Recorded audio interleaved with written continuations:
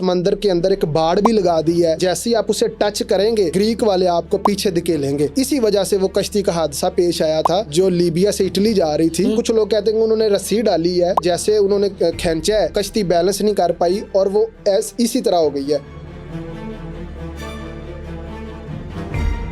8 kilometre गहराई समंदर की, वहां पे कश्ती के साथ ही चले जाते हैं और आज तक वो लापता। कितने अफराद थे ये? 800 समथिंग बताया जाता है। अब 80% जो है ना वो मुश्किल हो गया है। यानी वो ऐसे हो गया कि चूंकि एक तो सोशल मीडिया की वजह से मैंने बड़ी कोशिश की है, मेरा चैनल है पंजाब यूरो टीवी, उसका पर्पज़ ये था कि मैं लोगों का ओपिनियन लूं ताकि वो बताएं कि उन्होंने किस तरह सर्वाइव किया है। कितने मुश्किल हालात में हो गए, बहुत मुश्किल हालात में। अच्छा फारूक भाई, अब ये है कि एक तो टेक्नोलॉजी का दौर है, आपको मॉनिटर करना, आपको चेक करना ज़्यादा इजी है।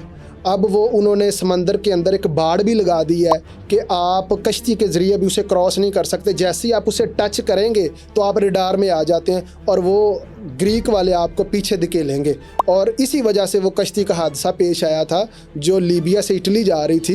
लोगों ने क्लेम किया कि इन्होंने जानबूझ के हमारा जो वो कश्ती थी, बड़ी शिप था, उसको इन्होंने डुबोया, क्योंकि वो जो बड़ा शिप होता है आर्मी का, वो जब पास से गुजरता किसी छोटी कश्ती के तो वो बैलेंस आउट हो जाता है। तो ये जो वाकया हुआ था जिसमें काफ़ी जानें चली गई थी, ये इसी वजह से हुआ था कि वो पीछे धकेल रहे थे?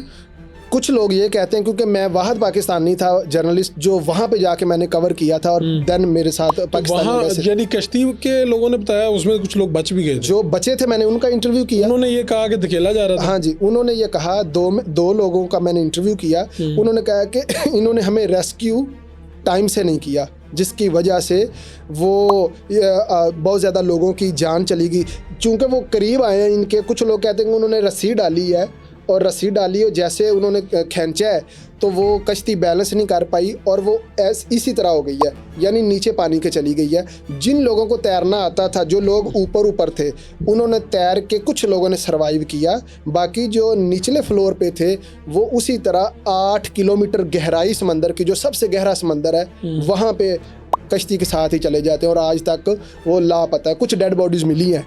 कितने अफराद थे ये? 800 बताया जाता है, 800 समथिंग बताया जाता है, जिनमें 400 से ज़्यादा पाकिस्तानियों की तादाद थी। इतना बड़ा जहाज, इतना बड़ा। हाँ जी, मैं दोबारा उस टॉपिक पे आता हूँ कि ये अब मुश्किल क्यों हो गया है। क्योंकि आपकी मॉनिटरिंग जो है ना वो बहुत ज़्यादा हो रही है।